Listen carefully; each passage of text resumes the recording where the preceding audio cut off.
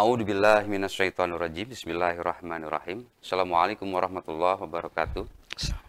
Wassalatu wassalamu ala Rasulillah wa ala alihi washabihi wa mawala amma ba'd. Pemirsa Bandung TV, apa kabar semuanya? Hari ini tanggal 7 Agustus 2024. Embun pagi Islam memberi solusi hadir kembali di tengah-tengah kita. Alhamdulillah guru kita semua makin fit, makin sehat. Segar sekali kita melihatnya pagi ini, luar biasa, Masya Allah.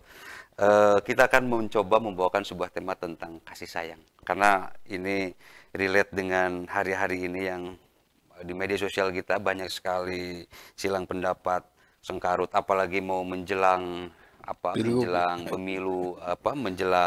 pemilu kada ya, dari mulai pilwakot, pilgub dan pilbub yang nanti bulan November, kurang lebih 2 bulan terakhir ini juga luar biasa dan ini serentak gitu. Jadi pasti suasana kebatinan itu, apalagi di tengah musim kemarau yang makin panas, jadi singgungan sedikit saja bisa menjadi hal-hal yang menjadi rumit gitu.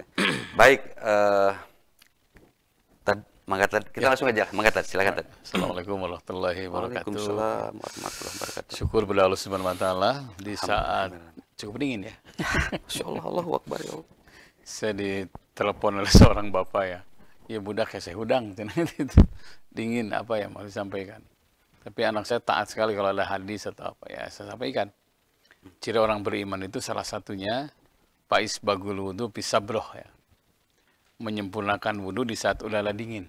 Nah, jadi di saat udara dingin, kemudian maksa berwudhu, itu katanya bagian dari ciri orang yang beriman. Nah, karena itu, pemirsa Bandung TV, bila kita sedang dingin, bersyukur, mengpenggertiris. Nah, Faiz bagul wudhu pisabroh, menyempurnakan wudhu di saat udara dingin. Dan hanya orang beriman yang begitu. Nah, yang kedua, Nabi itu tidak pernah mencabut doanya sampai sekarang. Allahumma barik li ummati fi bukuriha. Ya Allah, berkahi umatku yang bangun subuh-subuh.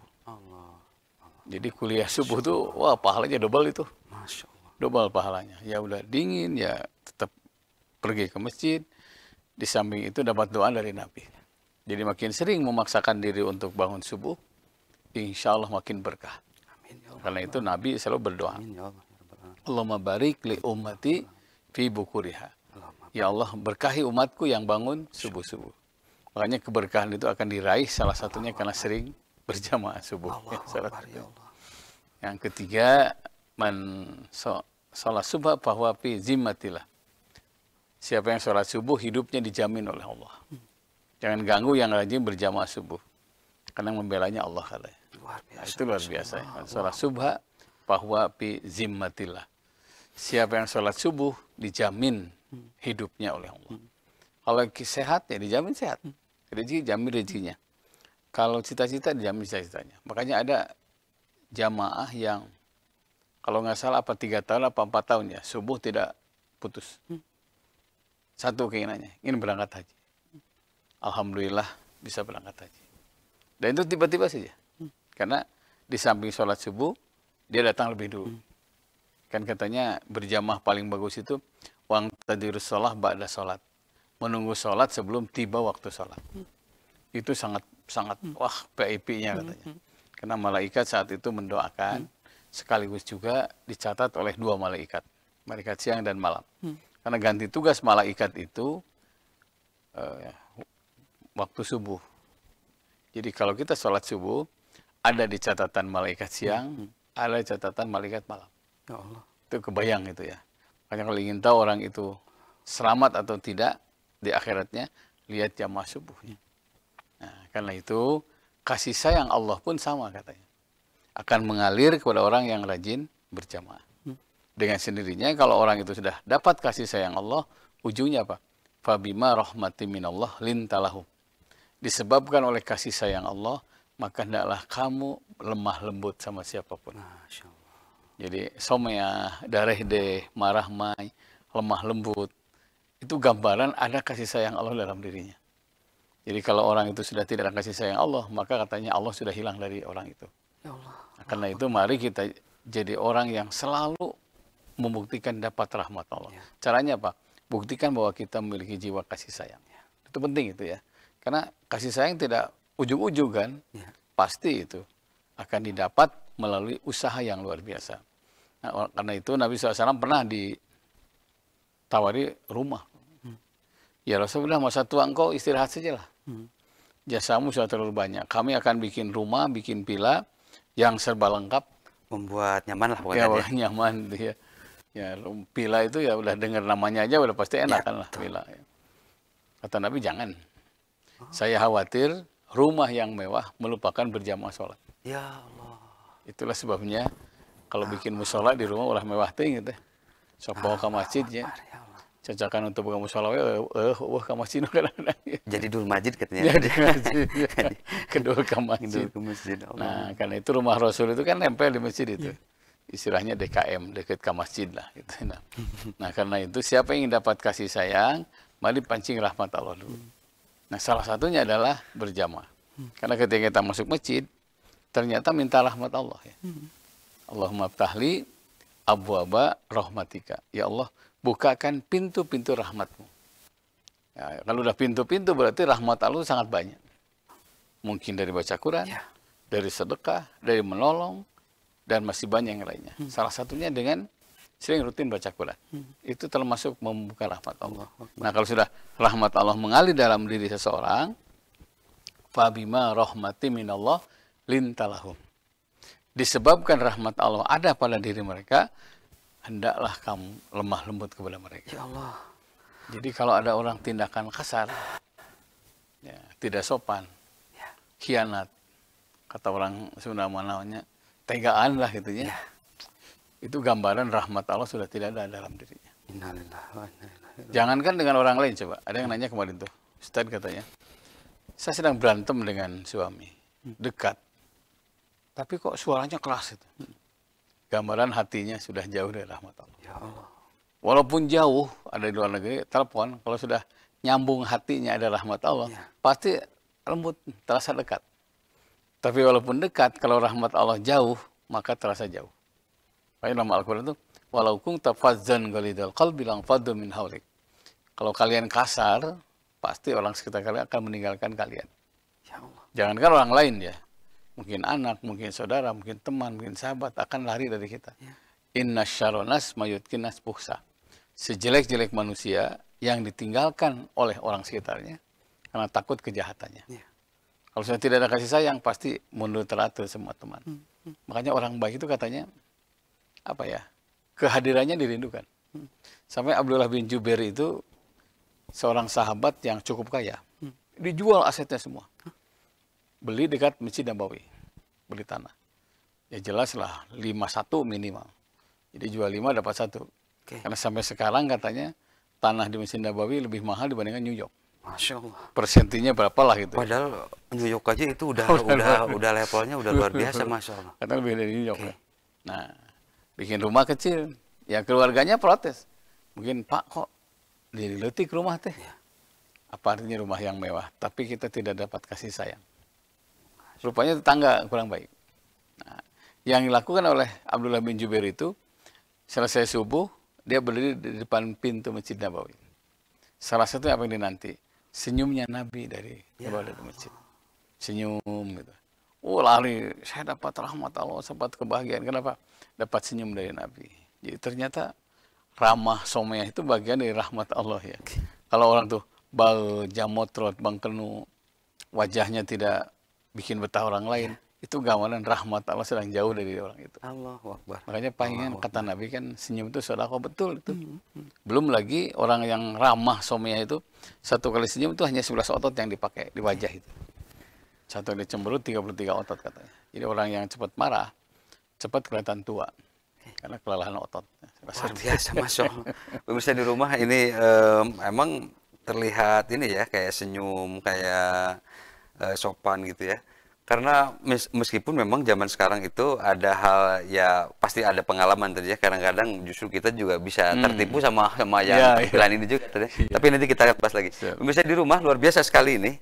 Tema kasih sayang ini tema yang luar biasa ya karena juga kita butuh banget dengan kasih sayang, terutama dengan kasih sayang Allah. Kita akan lanjut kembali setelah melihat beberapa pesan berikut. Silakan. Baik pemirsa di rumah, sebelum kita lanjut ya, masih di line telepon yang sama di 022 7214 214 atau di line WA-nya Pak Ustadz 081 2211 6740. Pemirsa di rumah bisa konsultasi ke beliau tentu saja dengan kondisi beliau sedang sehat, sedang fit dan sedang sempat ya. Artinya sedang berada di rumah. Kan tema kasih sayang ini di ajaran agama yang lain pun tadi ya, apalagi misalkan kita di non-Islam Katolik atau Kristen tadi ya, bahkan ada ajaran kasih gitu tadi ya. Nah sementara Islam itu kan kasih dan sayang, Bismillahirrahmanirrahim. Katanya tadi ya membicarakan tentang kasih sayang baru kasihnya aja atau baru sayangnya aja kita tuh manusia bisa tertunduk lusuh dan betapa maha dahsyatnya kasih sayang Allah. Coba tadi diuraikan. Jadi katanya kasih sayang Allah itu kalau jumlahnya 100, itu yang diturunkan ke dunia itu hanya 1. Yang lainnya kepada para nabi.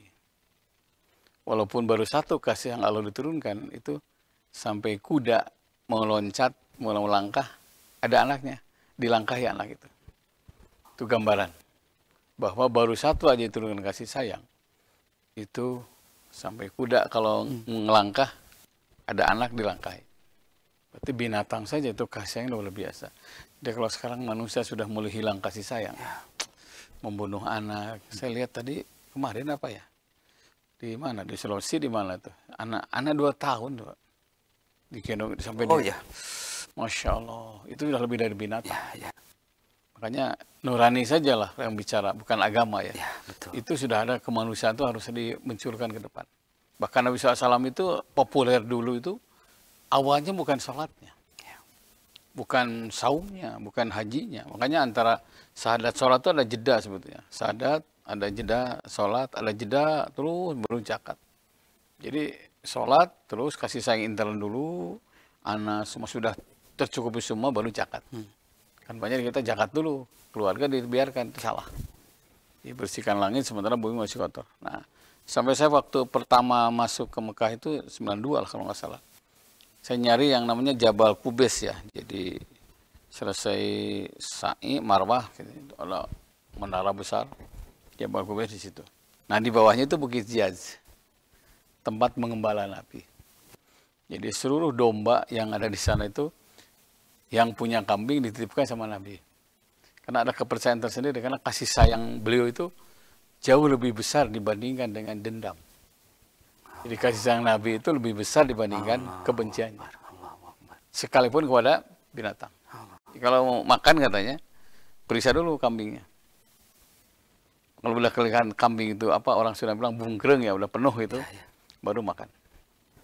Dan itu semua Ahlak ke binatang pun gitu tadi. Iya, benar-benar. Karena kasih sayangnya lebih besar dibandingkan kebenciannya.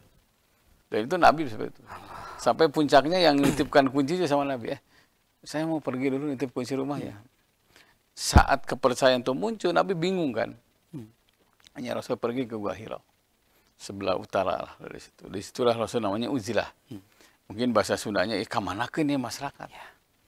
Sampai saat itu satu-satunya Nabi yang dapat gelar Al-Amin adalah Nabi Muhammad SAW. Dan itu tidak mungkin gelar itu diraih tanpa kasih sayang. Karena itu kita butuh umat Islam itu dapat Al-Amin semua harusnya. Kita umatnya Al-Amin di rumah, Al-Amin di kantor, Al-Amin di tempat kerja. Sehingga orang itu percaya. Tidak ada yang kapok gitu kan. Sampai waktu Nabi minjem uang berapa dinar, apa 10, apa 20 ya. Pas bayarnya itu dilebihkan. Dan itu tidak ada kesepakatan kan. Sebutlah 15 dinar. Yang 10 itu utang saya. Yang 5 karena tanda terima kasih dan kasih sayang saya. Karena kau telah membantu saya. Karena terima kasih, terima kasih.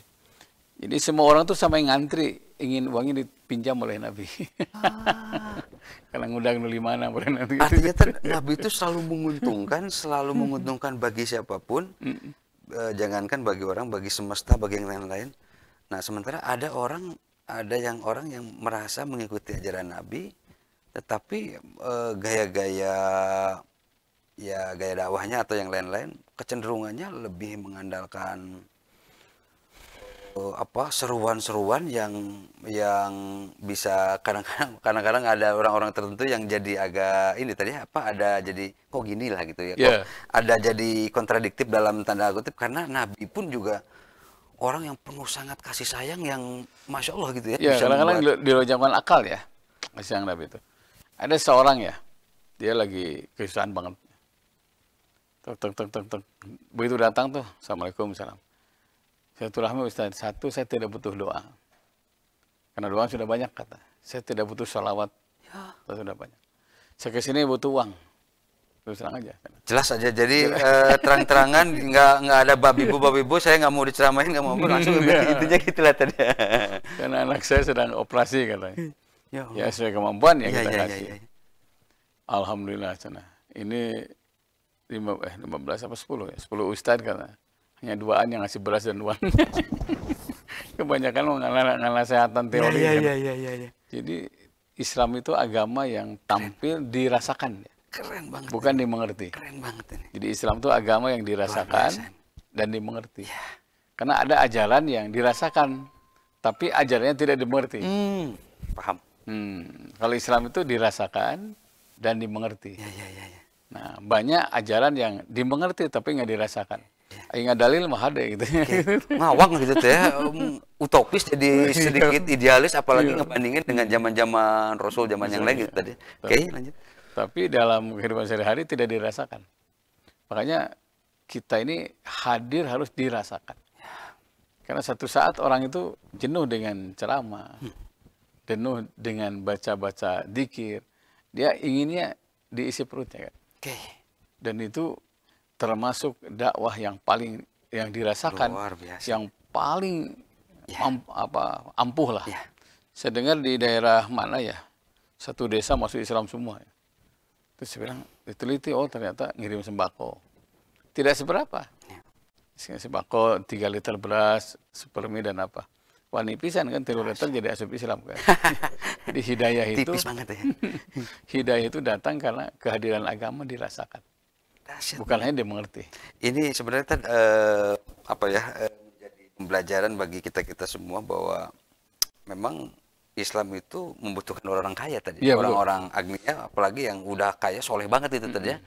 Tidak terbayang betapa majunya peradaban diisi oleh orang-orang pintar, orang-orang soleh, orang-orang kaya yang memang apalagi paham tentang kesulitan umat itu tadi ya. Jadi coba tadi. Makanya DKM Dewan Kemakmuran. Maknanya apa? Kehadiran masjid harus memakmurkan orang sekitar. Ya Allah. Makanya betul lah, di pinggir-pinggir masjid ada toko, kayak di Madinah, di Mekah ada toko, ada usaha. Supaya kehadiran masjid dirasakan dan memakmurkan. Nah, sekarang tuh kebanyakan masjid ya bukan eksklusif tadi ya, jadi eksklusif ya. Orang-orang tertentu hanya bahkan kalau udah lintas mazhab, lintas partai, lintas ormas itu jadi terkunci ya.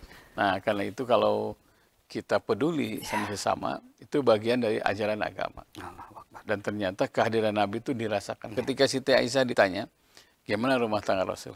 Kata Siti Aisyah, tidak ada kecuali indah-indah semuanya.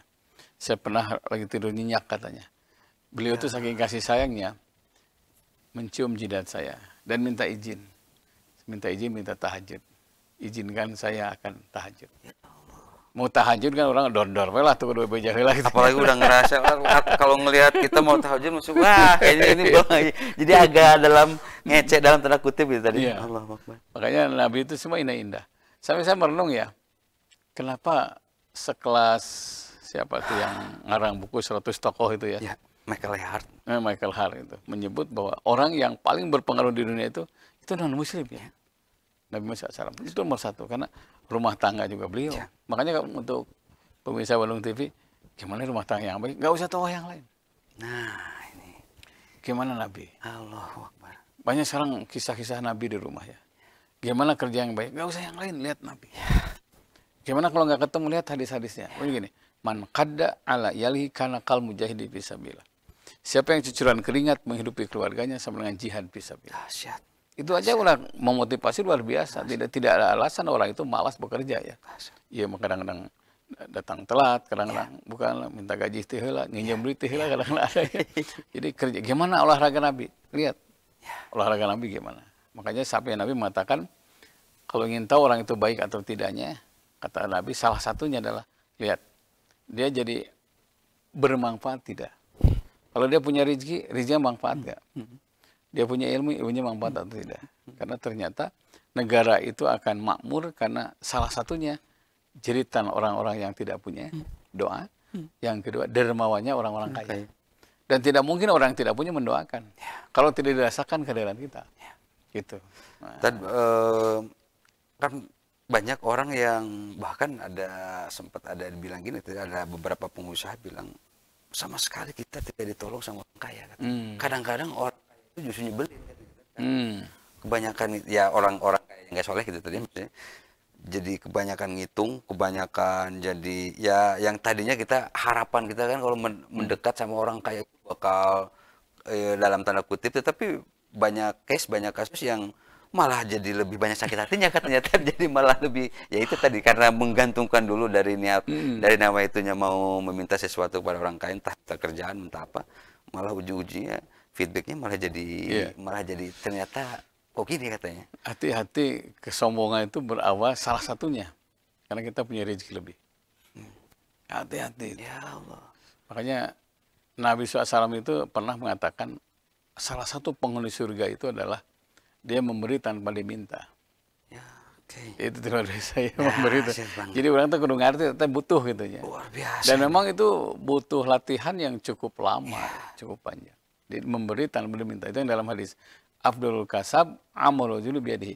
Sebaik-baik kasih sayang seseorang dengan kesadaran sendiri. Sebaik-baik hasil kerja seorang dengan kesadaran sendiri. Dan kalau itu dimiliki oleh setiap muslim, pasti tidak ada orang miskin di situ. Dan memang banyak juga orang miskin terlalu nggak manfaatkan ya. Itu juga harus dievaluasi ya. Karena panitia zakat infak sedekah itu permanen. Yang bertugas untuk mengontrol benar nggak dia orang miskin. Jangan sampai ngantri kayak itu kan dia dimanfaatkan kita. Saya pernah ketemu di jam 10 di satu tempat ya. Modusnya anak saya nggak bisa sekolah. 3 jam kemudian saya ngaji di satu BUMN, ketemu lagi orang ini. Sorenya saya ngaji juga di salah satu BUMN, ketemu lagi. Rupanya ada jadwal yang sudah hari ini di sini. Saya ajak bahasa Sunda ya. Kemarin panggil itu cinta, mana itu ngapa memintaan terus itu. Apa aja ulah gujur atau apa ulah gujur gitu. Jadi tangan di atas itu lebih baik dari tangan yang di bawah. Artinya tidak ada kemiskinan permanen. Kalau dia mau berusaha, pasti mungkin bukan hanya menerima, tapi memberi. Jadi mentalnya harus agak diinin terjah. Memang kita tidak otomatis bakal kaya raya, tapi ya minimal kalau ada mental udah terbiasa memberi itu jadi agak beda tadi ya. Kalaupun kehidupan kita ngepas itu karena mentalnya kita pengen ngeberi, jadi ngerasa kita jadi biasa aja gitu ya. Tidak terpengaruh mentang-mentang jadi tidak kaya, jadi agak ngedrop juga, jadi yang lain enggak itu tadi. Makanya dari sini, ta'aruf fi raha ya'rifa fi syiddati. Ingatlah Allah di saat kaya. Pasti di saat miskin Allah ingat sama kita. Di urang mah keur miskin jejeritan, beunghar saeutik poho. Oke. Tad, kita lanjut lagi tadi ya. Pemirsa di rumah, luar biasa ini, masih ada beberapa pertanyaan netizen kita, nanti kita akan bahas satu persatu. Kita akan lanjut kembali setelah melihat beberapa pesan begitu, mangga silakan. Pemirsa di rumah, kita akan lanjut kembali ya. Ini banyak sekali beberapa pertanyaan dari netizen kita yang mudah-mudahan bisa kita tuntaskan. Tad, ini ada yang bertanya katanya, Tad, di 3.30, kan tiap Jumat itu ada yang sedekah katanya saja, Jumat berkah biar sedekah. Terus ada yang bilang ini ada contohnya nggak katanya tadi? Coba tadi gimana tadi? Jadi Jibril itu setiap menjelang subuh itu datang kepada Nabi. Salah satu doanya nih, ya Allah bangkrutkan orang yang tidak sedekah. Ya Allah. Jadi bangkrutkan orang yang tidak sedekah. Kemudian yang kedua, ya Allah lapangkan rezeki yang sedekah. Setiap subuh itu. Yang ketiga, Nabi Jibril berdoa, wailul lirijal minan nisa wa wailul linisa minan rijal. Hancurnya laki-laki karena mengkhianati istrinya, hancurnya wanita karena mengkhianati suaminya. Nah, salah satunya adalah, ya Allah makmurkan orang yang bersedekah subuh-subuh. Jadi dari situ muncul istilah Jumat berkah. Itu Jumat 24 jam silahkan. Mau subuh, mau siang, mau Jumatan, mau pada Jumatan, mau sore silahkan. Kata Nabi, istajilul rizqu bis sadaqah. Jemput rezeki itu dengan sedekah. Nah, kalau sudah jemput rezeki dengan sedekah berarti orang yang bersedekah itu bukannya mengeluarkan, tapi menjemput rezeki. Minimal manja abil hasanati palahu asyru asamliha. Siapa yang berbuat baik, maka digandakan 10 kali lipat. Kalau mau testimoni silahkan. Coba rutin 50, 50. Evaluasi. Kapan nih Allah ngasih yang 10 kali lipat itu? Itu pasti datang. Kalaupun tidak sama kita, sama anak kita. Kalau nggak sama anak kita, mungkin cucu kita dan seterusnya. Bahkan boleh jadi kita sudah wafat, nah anak kita, cucu kita yang menikmati. Jadi itu ngalir. Jariah itu maksudnya. Itu satu. Yang kedua, kalau sudah bicara sedekah sebetulnya nggak usah nanya dalil tidaknya sebetulnya ya. Ya. Walaupun kata Rasul ya dalilnya sangat banyak ya. Ada sedekah tib, sedekah tuib. Ada juga badiru bis sedekah, segera kalian bersedekah. Fa innal balaa la yatahattaha. Sesungguhnya bencana itu tidak bisa melangkahi sedekah.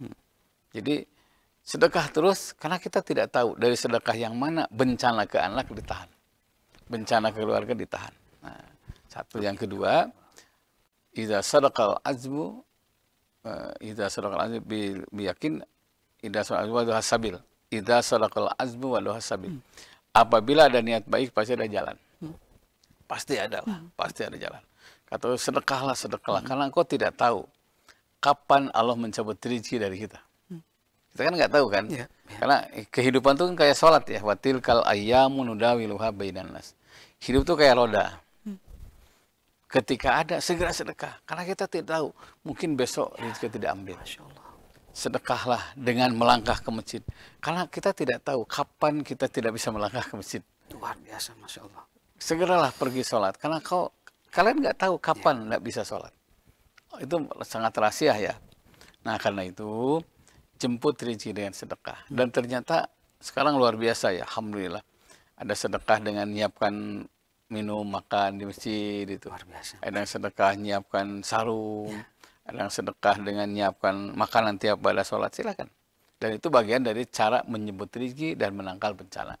Luar biasa ini. Jadi memang kalau segala sesuatu diiniin dalil ya memang jadi agak repot ya teh dalam tanda kutip. Jadi nanti orang malah jadi nggak mau, jadi nggak ini karena nggak ada ininya.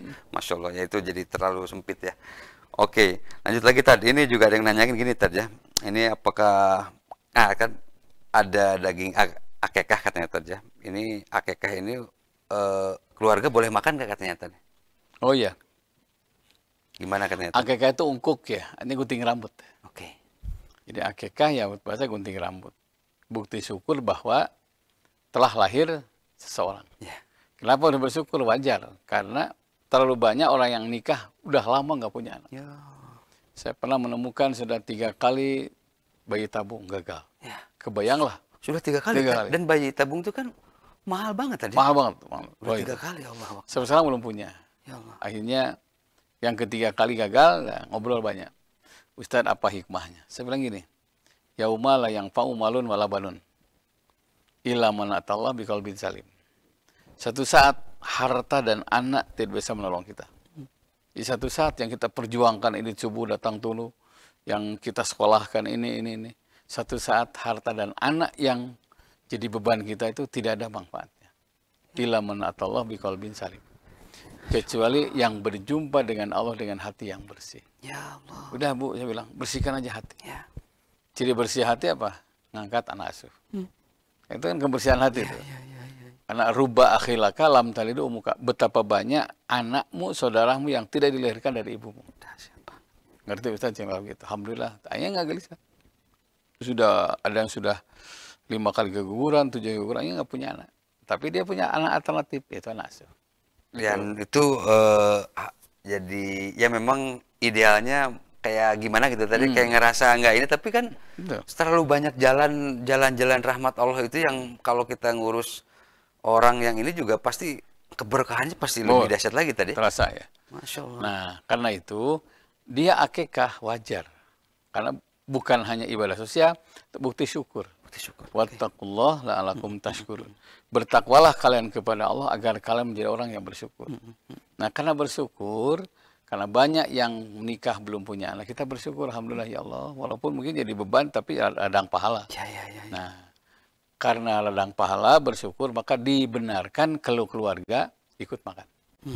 Nah, karena itu ada yang ulama mengatakan begini, karena itu bukti kegembiraan telah lahir anak, maka sebaiknya nunggu ibunya sembuh. Ada yang begitu. Jangan sampai orang bakal kecelakaan nyata nunggu marurung terus ngelahirkan gitu kan. Nah, ini ambil 7 hari, 14 hari, 21 hari. Bahkan ada yang sudah dewasa sekalipun ada. Karena melahirkan itu, waktu saya itu lihat istri saya pertama talujun ya, itu lama prosesnya. Sampai 6 bulan ya. Yang kedua sesar, sesar. Ketiga normal, ketiga sesar lagi. Itu ternyata untuk sampai bisa senyum asli, tidak menahan sakit itu prosesnya berbeda-beda ya. Makanya ada yang mana 2 bulan saja nunggu ibunya sehat ke rumah Majeng, mangga.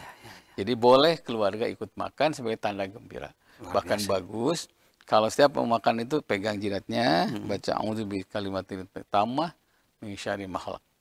Itu setiap yang mendoakan akan menentukan soleh anak itu. Gitu, Pak. Luar biasa, boleh, Masya Allah. Jadi dibolehkan ya pemirsa di rumah. Tad, ada lagi Tad nih, di 932 nih. Ini haji, kemudian meninggal di Mekah katanya tadi. Ini jaminannya apakah benar-benar surga atau memang tergantung niat juga Tad? Iya, memang jaminan ya dalam hadis itu siapa yang berangkat haji, meninggal ketika haji mungkin di Mina, mungkin di Mekah atau di Jeddah, dakhalal jannah bighairi hisab. Masuk surga tanpa hisab. Nah, tapi butuh seperangkat ya untuk mabrur haji itu ya. Satu memang harus bersih rezekinya. Termasuk tiketnya tadi ya, ongkosnya tadi harus yang benar juga tadi. Jadi harus ada surat keterangan soleh lah gitu lah. Soleh orangnya, soleh ongkosnya. Karena terlalu banyak orang mengatasnamakan kesolehan, padahal uangnya uang yang tidak baik. Berangkatkan keluarganya dari penyelewengan uang negara gitu kan. Sah hajinya sah, tapi pahalanya berkurang. Bahkan boleh jadi tidak pahala, karena ongkos haji itu harus bukan hanya bisa manasik, bukannya fisik, tapi ongkosnya juga harus bersih. Makanya haji itu yang terakhir ya. Syahadat, sholat, zakat, saum haji. Jadi sudah terpenuhi kebutuhan semua, mungkin anak semua, baru berangkat. Karena haji itu bisa terhalang dengan utang, terhalang dengan menikahkan, terhalang dengan sekolah. Makanya nggak usah khawatir yang tidak bisa berangkat haji, nggak usah khawatir. Karena menyekolahkan, membangun masjid, bersedekah, itu bagian dari yang derajatnya hampir sama dengan haji. Luar biasa ya. Begitu. Banyak alternatif tadi ya. Alternatif. Oke, lanjut lagi Tad. Ini kalau doa ketika tawaf, apakah harus sesuai dengan hafalan? Misalkan ibu-ibu ada yang berdoa karena memang hafalannya mungkin tidak sempat atau gimana, terus agak ribet bagaimana? Apakah harus sesuai hafalan itu atau memang gimana Tad, coba Tad? Inti tawaf itu zikir dan doa. Afdhalul zikri Al-Quran. Sebaik-baik zikir itu baca Quran. Kedua, tawaf itu manhajun insanun gitu. Proposal hidup manusia. Karena proposal hidup manusia, maka tiap orang pasti berbeda. Karena berbeda kebutuhan dan masalah yang dihadapi, pasti doanya pun berbeda. Ada sahabat baca Allahumma imanan bika wa tasdikon, dan seterusnya. Ada yang baca Allahumma antas salam minka salam, dan seterusnya. Ada yang baca Allahumma jid hadal baita tasrifan wa ta'jiman, dan seterusnya. Mendengar tiap sahabat berbeda, Nabi mengatakan, sodakta, betul. Jadi tidak langsung bid'ah, tidak. Betul kok. Karena kebutuhan berbeda. Karena kebutuhan berbeda, memungkinkan doa itu berbeda. Makanya yang ada di panduan buku itu hanya untuk memudahkan saja. Pokoknya udah nggak bisa baca, belum bisa baca, udah ingat ayat kursi, baca ayat kursi. Ingat anak, Rabbi habli minas sholihin. Ingat ingin rezeki, ya rojak urjukna. Asal jangan berdoa yang telah ditetapkan waktunya. Punya doa, Allahumma barik lana fi itu doa makan. Udah dibaca didinya gitu kan. Makanya saya sering, sekarang udah banyak caranya dengan pengeras suara ke telinga, sehingga bisa dibimbing. Tapi itu tidak jadi patokan. Intinya zikir dan doa. Walaupun baca Fatihah terus silahkan. Atau Bahkan kalau tidak hafal doa sama sekali, udah aminkan aja ada orang lain. Amin, amin, amin. Kayak balik haji, ganti haji amin. Ya memang idealnya tuh ya idealnya harus bisa ya, tetapi kan keterbatasan usia, keterbatasan hafalan yang lain-lain. Masa sih Gusti Allah tidak ini tadi ya kan, betul. harus mulai jadi mempertanyakan hal kadang-kadang ya itu ya, kadang-kadang logik kita juga mesti terus di ini tadi ya, karena Gusti Allah itu maha segalanya dalam artian tidak ya, kalau mikirin yang ribet-ribet pasti juga nanti malah jadi nggak ini tadi ya, malah jadi nggak doa, malah jadi yang lain-lain. Oke. Dan ini tadi ya, kalau zakat ini katanya tadi ya, ditangguhkan tuh boleh nggak katanya tadi? Kan ada yang tanda kutip karena banyak hal-hal yang mesti diberesin, biaya sekolah atau yang lain-lain. Iya, yang jelas zakat bisa terganggu dengan sekolah memang. Sekolah anak, kebutuhan pokok kita. Makanya zakat itu bagi yang mampu kan. Nggak mampu mungkin menerima zakat.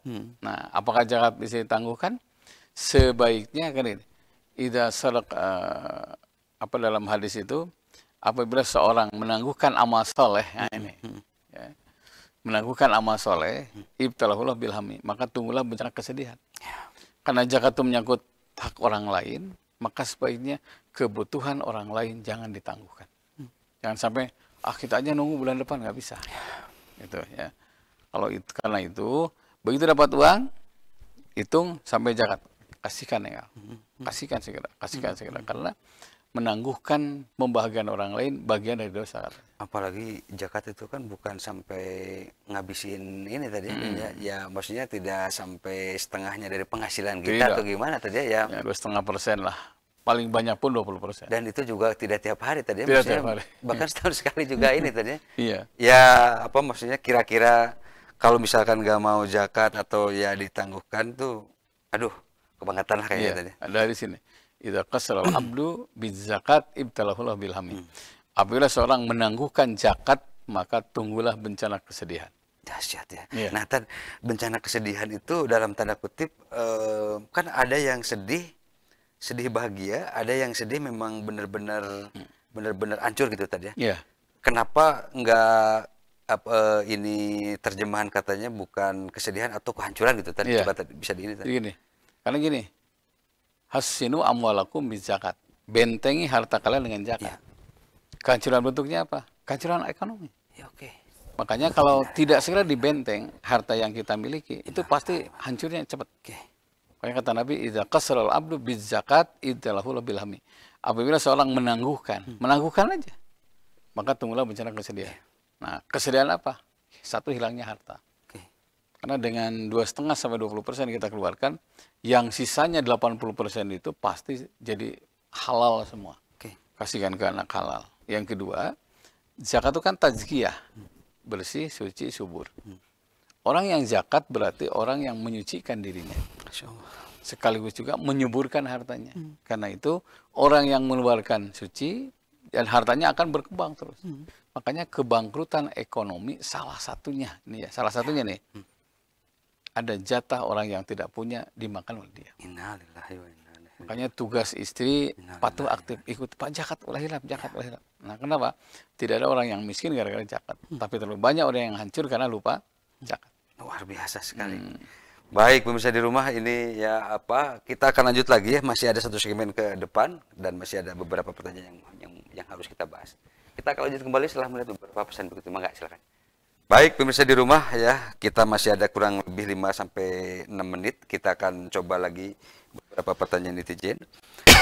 Pertama ini gimana katanya ya, solusi ingat anak yang pesantren karena selalu ya jadi ada takut makannya, takut kebersihannya, takut teman-temannya ngebully atau takut ya sebagai kanyaah atau sebagai kasih sayang orang tua, bagaimanapun juga dipisahkan dengan anak yang begitu ya, ada ya orang tua yang mana lah gitu tadi ya. Ini gimana coba minimal nggak terlalu mungkin semua ya orang tua begitu. Saya juga mengalami itu. 3 hari seminggu tuh lihat kamar anak terus ya biasanya nggak goreng raya gitu kan. Iya.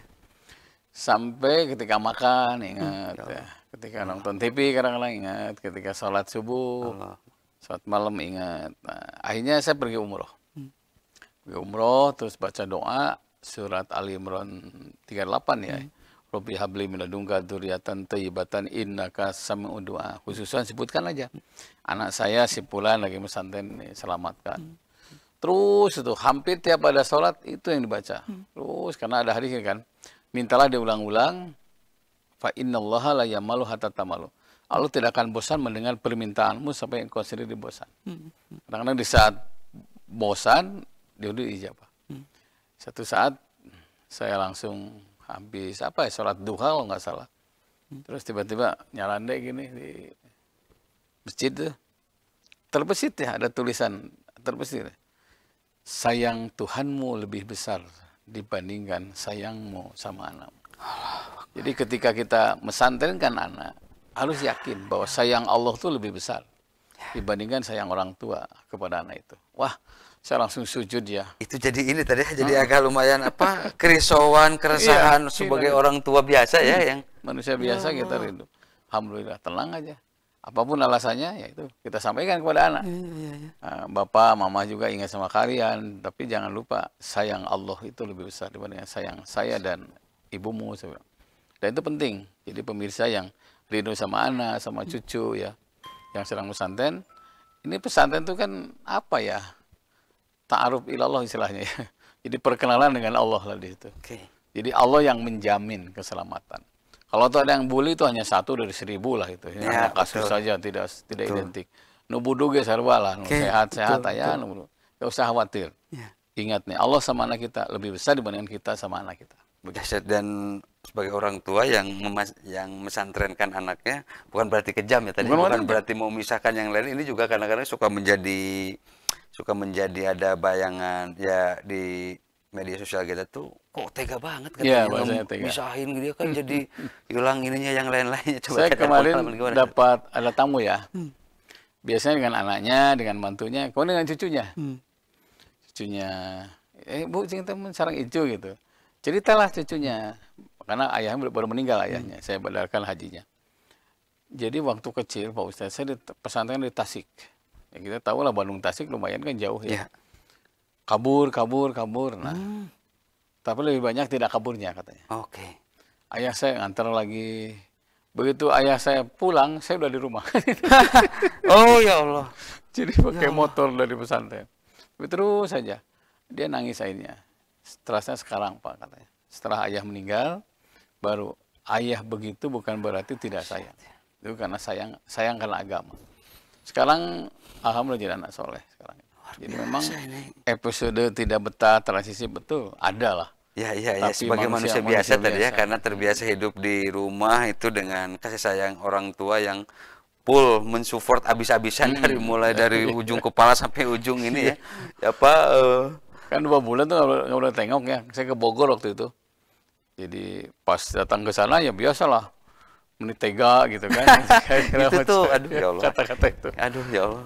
Tapi ceritakan makannya enak. Ya. Seminggu sekali ada sate katanya. Alhamdulillah. Sate itu sayur terong. Oh gitu. Tapi akhirnya udah besar bilang gini kan. Alhamdulillah saya merasakan pesantren. Minimal bisa nyusuh katanya. Ya Allah. Latihan mandiri lah kelihatan. Tapi memang ya kalau bagi sebagian orang identik pesantren itu ya tentu ada yang mahal, ada yang fasilitas yang lain-lain. Tapi kan ya identiknya kita tuh berlatih sebenarnya tadi ya. Berlatih semuanya tadi ya. Berlatih kehidupan, berlatih pahit, berlatih coba tadi. Dan ketulusan seorang ayah dan ibu itu menyebabkan anak betah. Amun anak ibu hariwang segala macam, itu makin tidak betah lah gitu. Makanya gatal-gatal salah satu stres. Mungkin rindu yang tidak tergantikan ya antara anak dengan ibu, ibu dengan anak. Harus tulus banget ya. Ya Allah. Memang harus melepas itu memang dalam tanda kutip ya tadi. Betul melepas karena kita mengantarkan ke Baitullah istilahnya ya, ke rumah Allah lah pesantren itu. Makanya teman-teman yang di pesantren yakini jadilah berkhidmat.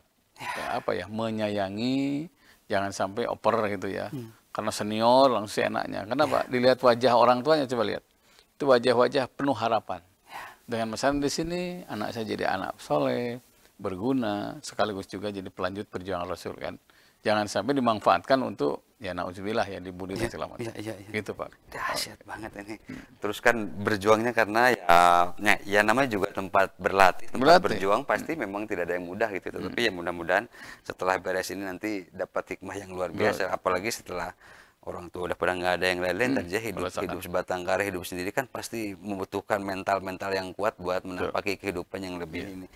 Tad, satu lagi pas terakhir tadi ini juga harapan kita semua tadi ya, harapan ini apa tadi ya, doa untuk anak yang soleh dan soleha tadi ya, biar anak-anak kita, cucu yang lain-lain bisa hidup sejahtera, hidup barokah, hidup penuh manfaat bagi orang kebanyakan. Coba tadi. Iya. Kalau lihat dalam Al-Quran satu surat As-Saffat ya, ayat ke-100 yang itu Rabbi habli minas solihin, Rabbi habli minal muhsinin, Rabbi habli minal muqarrabin, Rabbi habli minas sodikin, nah, terakhir muttaqin. Ada beberapa orang yang telah mengamalkan sampai sekarang anak-anaknya tidak ada masalah. Baik semua. Alhamdulillah. Rumah tangganya baik. Terus satu saat ada ulang tahun lah syukuran bapaknya.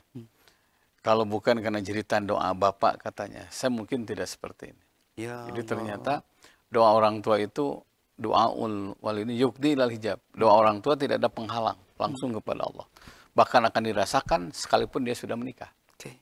Artinya ketika kehidupan masih kayak ya para orang tua terus-terusan aja tadi, Ya, harus berdoa terus saja, jangan putus asa meskipun anak-anaknya, cucu atau orang yang didoakannya relatif belum ideal, belum sempurna, belum yang lain-lain, jangan pernah berputus asa. Jangan putus asa, karena menunggu doa diijabah bagian dari ibadah. Amin. Ya Allah. Jadi menunggu doa diijabah bagian dari ibadah.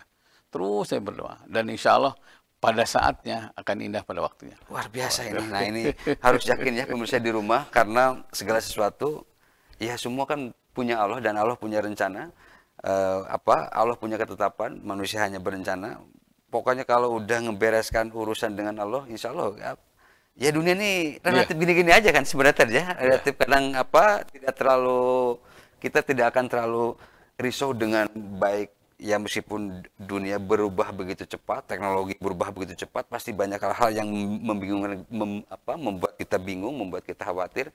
Apalagi masa depan anak-anak kita dari biaya, dari yang lain-lain. Tetapi kalau kita membereskan urusan dengan Allah, insya Allah hal-hal yang lain itu bisa ini tadi.